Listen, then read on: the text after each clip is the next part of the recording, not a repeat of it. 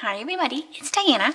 I wanted to show you a quick card using the Picture Perfect birthday stamp set.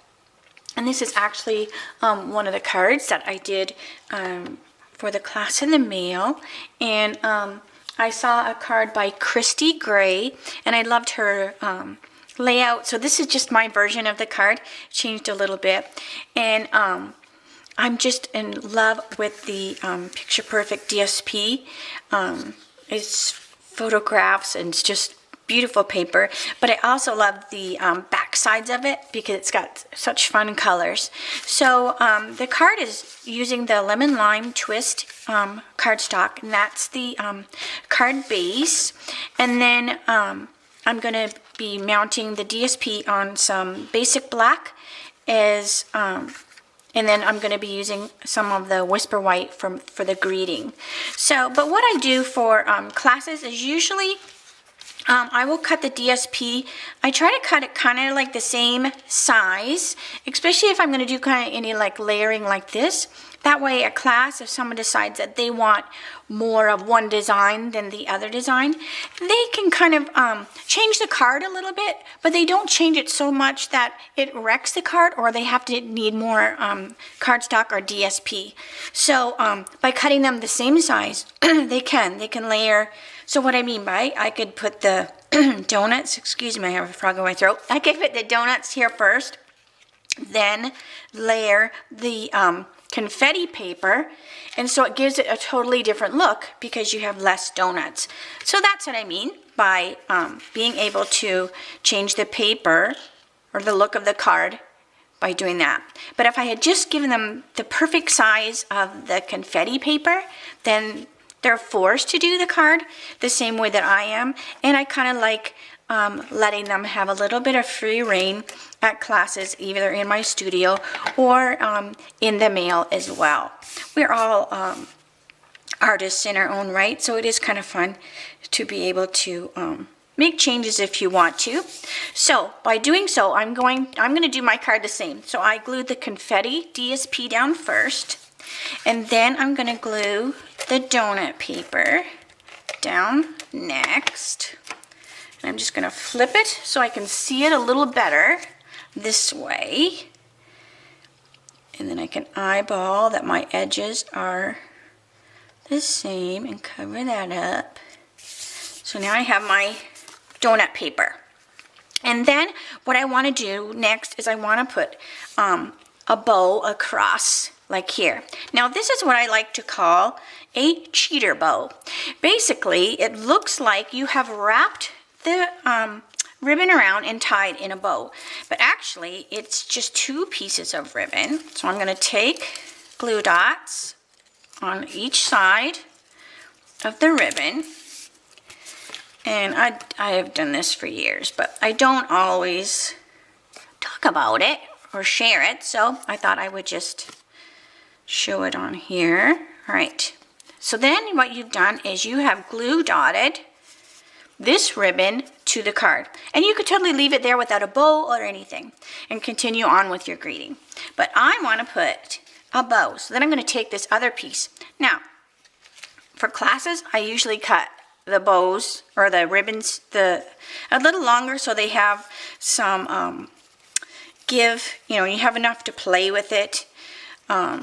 But when I'm making cards at home, I would do this directly off of the spool. So then you are less apt to waste ribbon. So you just have this as a different ribbon because of my virtual meeting last night we were using this one. So if I'm doing it from the spool, I would just bring my spool in and I would tie my ribbon on and then trim it on here. And then I'm not wasting a lot of ribbon. So because when I did the classes, I just cut these two pieces the same length so that people didn't have to worry about which one they use because they're identical. So I did not too bad. I'm not wasting a whole lot, but if you're doing a whole bunch of cards over time, that would add up. So all right, so then I'm going to stick it to the card. Now I always say if there's cardstock is not touching cardstock directly, you want to probably use glue dots or dimensionals because the cardstock's not able to touch the other cardstock directly because that ribbon is in the way. So I use the glue dots just to give it a little more of a lift back there.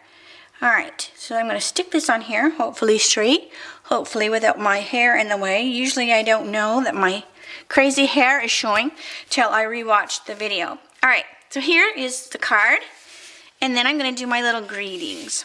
So I'm going to use the Berry Burst, and I'm going to use the Treat Yourself greeting, and I'm just going to stamp that on there.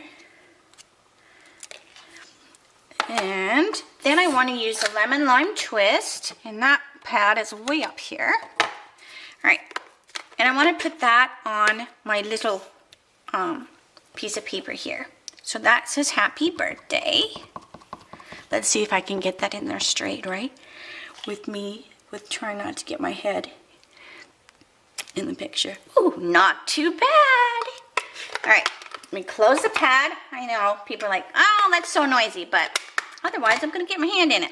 All right, so now I have my little greetings all ready to go, and I'm going to glue to here. Now, the stitched shapes framelit, I swear, that is the best invention that Stampin' Up! Ever did, because I just love the stitching. We always did fake stitching, you know, just for the look, and I just love that it's quick and done.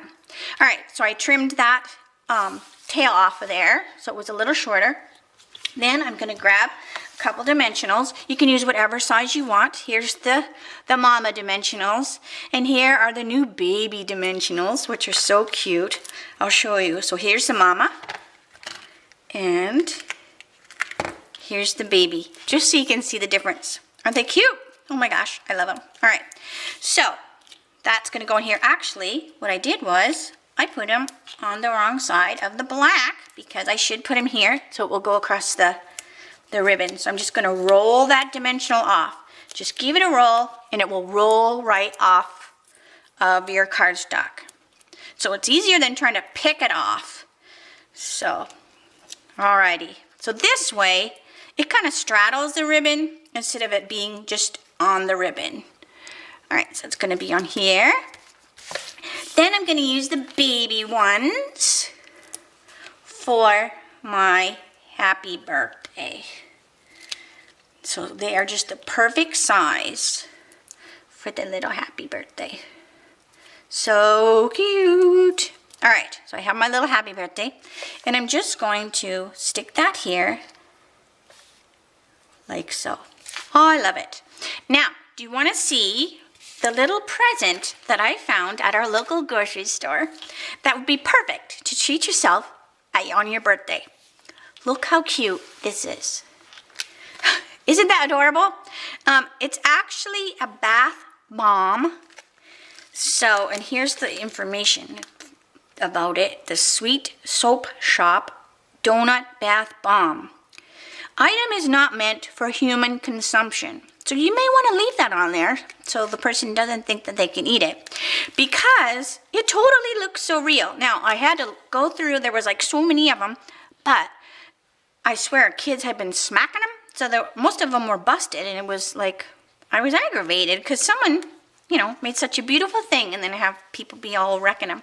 But anyway, so this would be so cute to give this card with the bath bomb for somebody that needs it. If it's not for their birthday, say they're just having a rough time, leave happy birthday off, and it's totally would be a great card for just anybody, anyone that's having a rough time or a celebration even. Go take a bath. But anyways, I just wanted to pop in and show you how cute that is. I will say see you later. Have a great day. Bye-bye.